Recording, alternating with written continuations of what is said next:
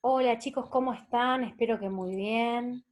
Bueno, en la clase de hoy vamos a trabajar, ¿sí? Con lo que empezamos a ver en la clase virtual, que bueno, se complicó por la conexión. Así que bueno, se los voy a dejar grabado como para que ustedes puedan comprender el tema. Bien, primeramente, ¿qué aprendimos hasta ahora? ¿Sí? Niveles de organización, esto lo vimos en las clases presenciales la semana que tuvimos, introducción a la célula también, forma y tipo celular, bueno, esto ya a partir de acá la virtualidad, ¿sí?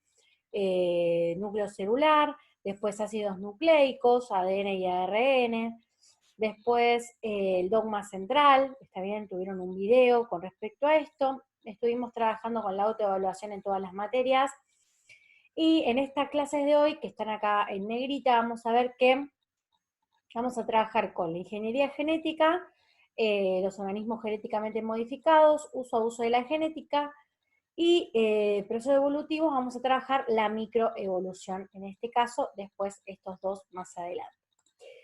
Bien, ¿qué es la ingeniería genética y los OGM? Bueno, es la manipulación directa de los genes de un organismo usando la biotecnología.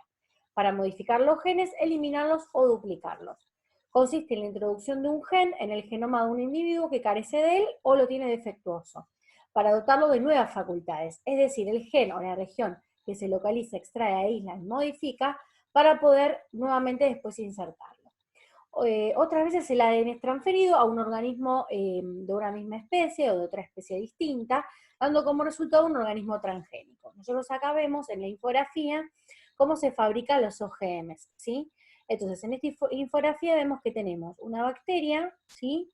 Que tenemos el ADN de la misma. Entonces, fíjense que hay como una burbuja de esa hebra, lo que se va a hacer es insertar esa hebra o ese fragmento en la hebra de ADN de la mazorca de maíz o el choclo, ¿sí? Entonces se va a insertar acá, dado que acá en este ADN tiene alguna característica que a mí me interesaría maximizar en mi cosecha de mazorca, ¿sí? Entonces va a pasar diferentes tipos de procesos y justamente, ¿cuál va a ser la característica? Que el depredador del gusano talador no pueda justamente comer mi mazorca, ¿sí? Por lo tanto, si llega a comer algún grano de esta mazorca, va a perecer, ¿sí? Va a morir. Bien, la empresa que genera esta manipulación genética es Monsanto en general. Seguramente habrán escuchado alguna canción o quizás alguna noticia, ¿sí? De esta empresa. Esta empresa es una empresa muy reconocida mundialmente, es una internacional, y quizás ahora la conozcan como Bayer, ¿sí? Como la farmacéutica. Eh, bueno, la tarea de la semana era pensar argumentos en contra y a favor de estos cultivos. Hay varios argumentos en contra y a favor. De hecho, hay muchos videos en YouTube, si alguno quiere seguir investigando los motivos. Bien, uso y abuso de la genética, esto es muy importante pensarlo, ya que es lo que vamos a trabajar en el proyecto interdisciplinario con lengua y literatura y formación ética y ciudadana. Bien, pensemos que el determinismo genético es un abuso de la genética, ¿sí? Es el conjunto de creencias cuya idea común es la defensa de que el comportamiento humano depende en su mayor parte de los genes que se ha heredado, ¿sí? Sostiene que todos los actos individuales, incluso sociales, están implacablemente determinados por los genes. Algo así como que estuviéramos esclavos de los genes, ¿sí? Como que no tuviéramos decisión, ¿está bien? Entonces, esto es muy, muy fuerte, ya que en muchos artículos de divulgación científica aparece el determinismo genético y suele ser prácticamente un reduccionismo muy fuerte pensar que solamente los seres vivos somos genes, ¿sí? Sino que ustedes saben que la vida puede ser explicada de diferentes tipos de aspectos. La biología tiene un aspecto más, o es un aspecto más de esa vida, ¿está bien? No quiere decir que sea el único. Bien, y después el uso de la genética, hablamos de la epigenética, ¿está bien? La epigenética remite etimológicamente a lo que está sobre los genes, ¿sí? Epi por sobre, o sobre la genética. Es el estudio de los mecanismos que regulan la expresión de los genes sin una modificación en la secuencia de ADN. O sea, acá no hay cambios, ¿está bien? Establece la relación entre las influencias genéticas y ambientales que determinan el fenotipo y refiere a la expresión genes-ambiente, que esta era una de las actividades que ustedes tenían que hacer, ¿sí? ¿Cuál es la relación entre los genes y el ambiente? Bueno, justamente viene de este uso que se hace de la genética, que es la epigenética, es decir, lo contrario del determinismo, y decir que en realidad los genes son un aspecto más, ¿sí?, de todo la influencia que el ambiente tiene sobre los seres vivos. Bien. Es muy importante esto, ya que ustedes tenían que explicar en qué consistían cada una de las ideas y ejemplificar sobre las mismas. Entonces, esto es muy importante que lo tengan en cuenta, ¿sí? Bien, entonces vamos a empezar ahora con los procesos microevolutivos o la evolución, ¿está bien? Vamos a hablar primeramente de que la microevolución se va a basar en un nivel de organización muy concreto, que va a ser la población, ¿sí? La población es la unidad más pequeña en el estudio del campo evolutivo, sí, ¿está bien? Es el nivel en el cual nos vamos a basar para el estudio de la evolución, ¿sí? Entonces la población es considerada la unidad genética de la evolución, ya que el proceso evolutivo ocurre en la población y no en el individuo. La población no solo comparte características externas comunes, también comparten información genética que difieren de otras poblaciones. El conjunto de genes se llama acervo genético, ¿sí? Entonces vamos a decir que hablemos de una población y no de un individuo solo, ya que la población, ¿sí?, vamos a hablar de distintos individuos que la componen, que son de la misma especie y comparten un tiempo, un espacio determinado, ¿sí?, dejan descendencia fértil. Entonces, ¿qué quiere decir esto? Que al hablar de población vamos a hablar de muchos individuos que tienen muchas características en común, entre ellas la dotación genética o el acervo genético, es decir, los genes van a compartir ciertos genes, no van a ser iguales, pero sí van a compartir determinadas características dado su especie, que son iguales. ¿Bien?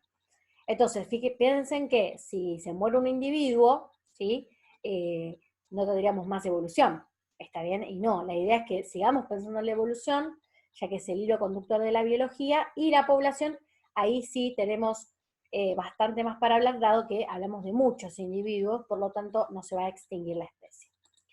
Bien, la microevolución entonces es la ocurrencia de cambios a pequeña escala, ¿sí? El mismo nombre lo dice, micro pequeño, ¿sí?, en las frecuencias alélicas, es decir, en los alelos de los genes en una población, a lo largo de las pocas generaciones.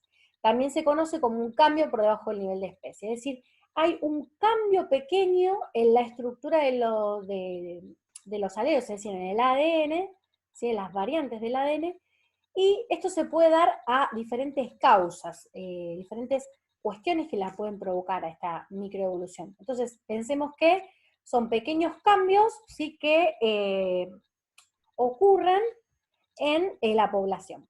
Bien, estas son las causas. Pueden ser las mutaciones, las migraciones, la selección natural, la deriva genética o génica, el efecto fundador y cuello de botella, y el apareamiento neoaleatorio. ¿Está bien?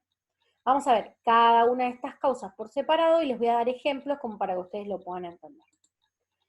Bien, comenzamos con las mutaciones. Decimos que las mutaciones son cambios al azar en la secuencia de los nucleótidos o en la organización del ADN de un ser vivo, que produce una variación en las características de este y que no necesariamente se transmite en la descendencia.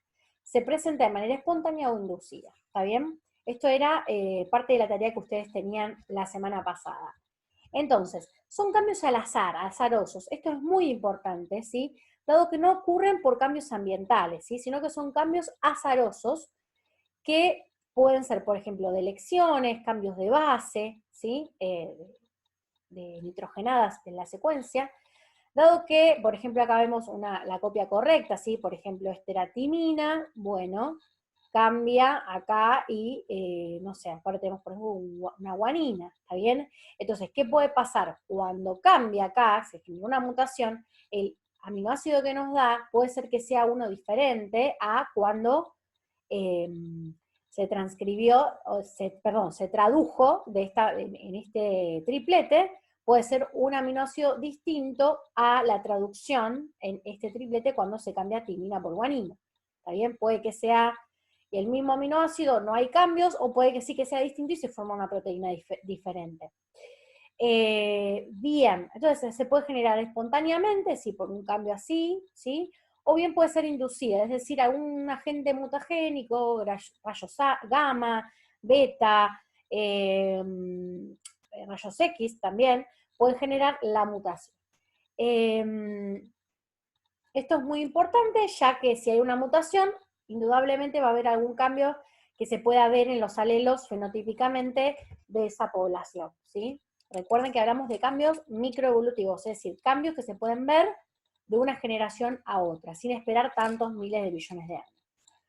Bien, la otra causa, vamos a ver qué son las migraciones, ¿eh? Nosotros acá tenemos, por ejemplo, una imagen que tenemos como si fueran dos continentes, ¿sí? O dos islas, si quieren, y tenemos individuos que habitan en la isla A y otros en la isla B, ¿está bien? Entonces dicen que está relacionada las migraciones por un flujo de genes que se da entre las poblaciones, ¿sí? Entonces cambia el acervo genético, que dijimos que era el conjunto de genes de una población. Entonces tenemos una separación geográfica, ¿sí? Que puede ser un lago, laguna, océano, mar, y tenemos una isla A y una isla B o dos continentes, ¿sí? Entonces, si esos individuos pueden nadar o bien pueden volar esa población, tranquilamente pueden migrar de un lado a otro y generar este flujo de genes, por lo tanto alterar, ¿sí? Los alelos de esa población, si es que aquí pueden reproducirse, ¿sí? Entonces, si se genera esta migración, también puede haber cambios en los alelos, que es lo que estamos viendo, la microevolución. Bien, por otro lado, vamos a ver otra causa, que es la selección natural, ¿sí? Que es parte de la teoría de Darwin, y decimos que es un proceso mediante el cual los individuos portadores de características hereditarias favorables en un ambiente dado dejan mayor cantidad de descendientes, ¿sí? Que los que carecen de estas propiedades. Entonces vamos a ver que hay tres tipos de selección, ustedes en el libro lo tienen también. Acá encontré esta imagen de la selección disruptiva, estabilizadora y direccional. Acá vamos a ver en rojo cómo era antes esa cantidad de individuos o de la cantidad de individuos de la población antes de la selección. Y en azul vamos a ver la cantidad de individuos después de la selección, ¿sí? Entonces, por ejemplo, acá vemos estos bivalvos, ¿sí? Estas conchas de mar. Entonces, podemos ver que el antes, ¿sí? Tenemos, como si esto fuera un eje cartesiano, ¿está bien? Acá tenemos la Y y esta es la X. Bueno, vamos a ver que acá, en el antes de la selección, tenemos un pico acá, ¿sí? Por ejemplo, si este es, no sé, 100.000 cantidad de habitantes, de individuos, fíjense que acá, antes de la selección se daba el pico acá, ¿sí? Pero después de la selección, vemos en el azul, la curva azul, que tenemos mayor pico acá, acá no hay nada, como teníamos antes, a diferencia, y fíjense que el pico acá se da en el otro individuo de este tipo de caparazón. Entonces, vemos que acá aumentó, que hay muchísima más cantidad, y acá también. Es decir, que se prevalecen o privilegian los rasgos extremos. Este tipo de selección es disruptiva, ¿sí? Las almejas de un color claro y las almejas de un color un poquito más oscuro, ¿sí? Después tenemos la selección estabilizadora, que dice que prevalece el rasgo promedio, ¿sí? Las lagartijas con cola de tamaño medio. Bueno, fíjense que acá, antes de la selección teníamos el pico acá, ¿sí? Y después de la selección, acá disminuyó un poco la cantidad, pero seguimos teniendo el pico en donde estaba antes. Por lo tanto, es el valor promedio, ¿sí? Y después tenemos la direccional, ¿sí? Que prevalece el rasgo de un extremo, ¿sí? Las jirafas de cuello más largo, por ejemplo, acá vemos, antes de la selección que teníamos el pico acá, ¿sí? Y ahora vemos que aumentó ese pico y tenemos este rasgo extremo en este pico, ¿está bien? De la población de cantidad de habitantes. Y fíjense que las jirafas son de cuello largo, a diferencia de la otra selección antes, digamos, que eran más de cuello más corto, ¿sí?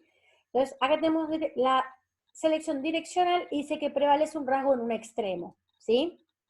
No en dos, como acá, ¿sí? Solo en uno. Por eso es direccional, está direccionada hacia un extremo de la curva. Bien, después tenemos la deriva génica, que esto es muy interesante, que son cambios aleatorios en las frecuencias de los alelos, es decir, de las variantes de los genes, ¿sí? A través de las generaciones.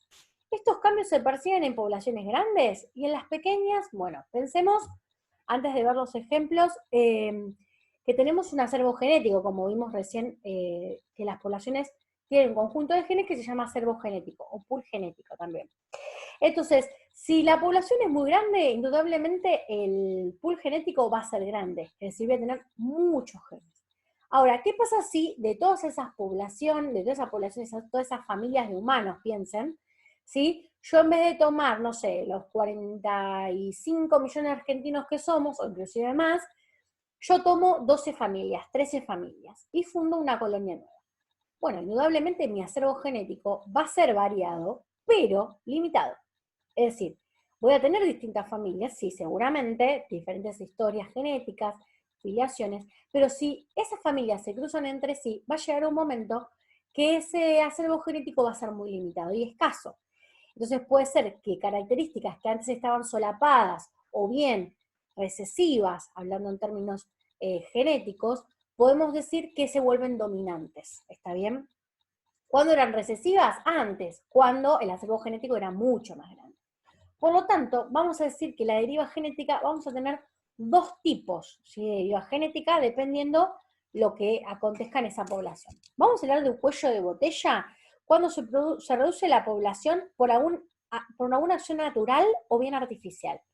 Acción natural podemos hablar de erupciones volcánicas, podemos hablar de taludes, podemos hablar de deshielos, podemos hablar de diluvios, podemos hablar de fuego, ¿sí?, de incendios. Es decir, distintos tipos de acciones, ¿sí?, que lo que van a hacer es disminuirme la cantidad de población, ¿está bien? Y también puede ser artificial, dado que, por ejemplo, puede ser la caza o la tala indiscriminada. ¿Está bien? Entonces nosotros vamos a ver acá, por ejemplo, tenemos la población que está representada por bolitas celestes y amarillas, ¿sí? Y vemos que se hace un cuello de botella. Justamente el cuello de botella, ¿por qué? Porque va a permitir que algunas individuos de esa población sobrevivan. ¿Por qué? Porque va a haber esta catástrofe natural o artificial que va a disminuirme la cantidad, ¿sí? Entonces vemos acá que tenemos muy pocos alelos representados, y a medida que va pasando el tiempo,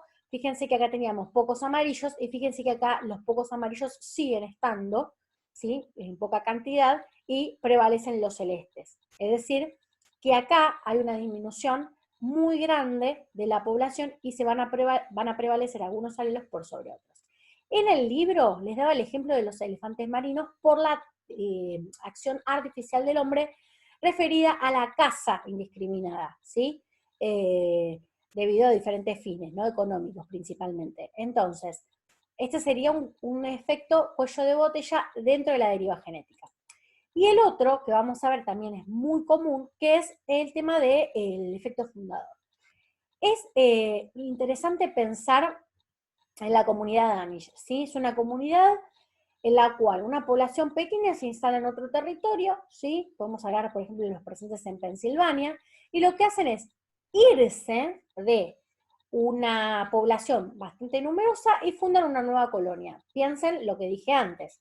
Pasamos de 50 millones de personas a solamente 13, 14 familias fundar una colonia. O sea que el acervo genético es muy, muy limitado, muy pequeño, y se dan muchos casos en este tipo de comunidad de polidactilia y enanismo, es decir, personas con baja estatura, y polidactilia hablamos de dedos con, digamos, manos y pies con más de 5 dedos, ¿sí? 6, 7 dedos. Entonces, realmente esos alelos antes estaban recesivos, ¿sí? Y hoy en día vemos que en esta comunidad Amish también ahora pasan a ser dominantes, ¿sí? También hay distintas comunidades, ¿sí? Por ejemplo, hay varios documentales, por ejemplo, en Brasil, sobre todo, hay una población que está en Cândido Godoy, que es un lugar de Brasil, que justamente habla también de que esas familias fundaron ese pueblo y fueron aproximadamente 10 familias. Entonces,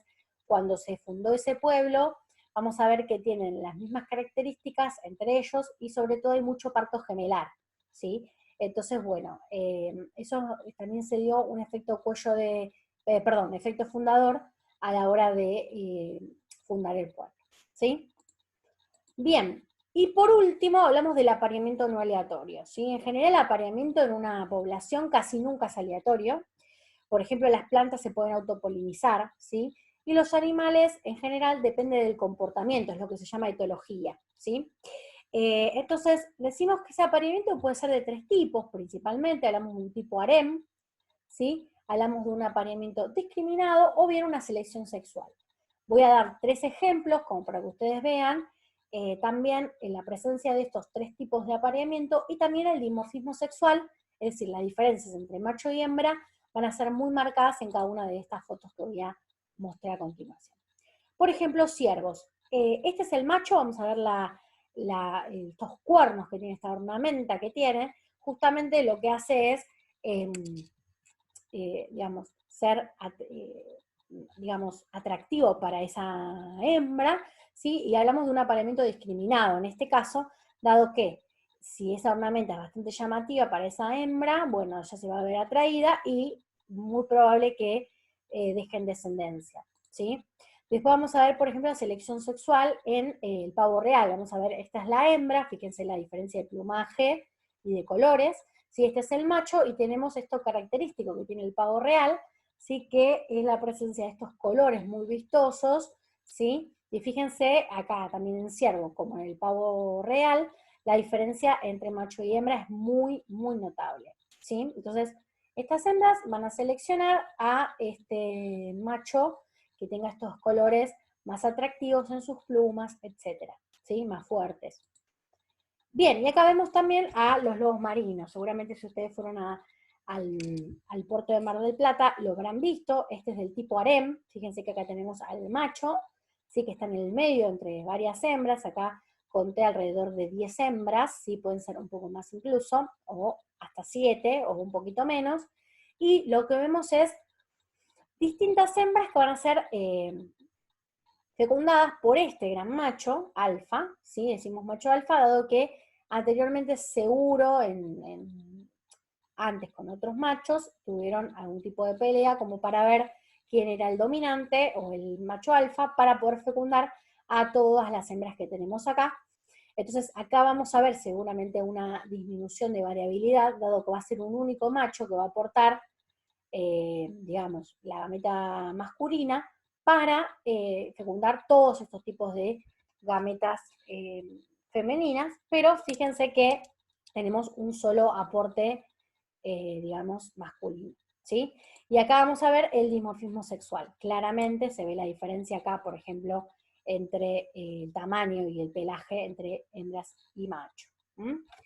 Bueno, y por último, les voy a dar la tarea para trabajar, ¿sí? Desde el 18 del 5 al 29 del 5, ustedes van a trabajar en estas 2 semanas la lectura y toma de apuntes de los 3 primeros capítulos, capítulo 1, 2 y 3, o sea, inclusive el 3, ¿sí? De Un Mundo Feliz de Aldous Huxley, ¿sí? Les voy a subir la versión PDF al tablón para que ustedes lo puedan tener, también voy a subir este Power para que lo puedan ver. Es muy importante que ustedes puedan tomar notas y puedan leerlo, ya que la próxima clase que tendremos voy a, digamos, hablar un poquitito acerca de las cuestiones que aparecen en nuestros 3 capítulos, ya en vías de nuestro proyecto interdisciplinar con lengua, literatura y construcción, formación ética y ciudadana, ¿sí? Con los profesores Ruiz y Carrasana. ¿Está bien? Así que bueno, esto es la tarea, por lo tanto no van a tener otro tipo de tarea conmigo, simplemente lectura y toma de apuntes.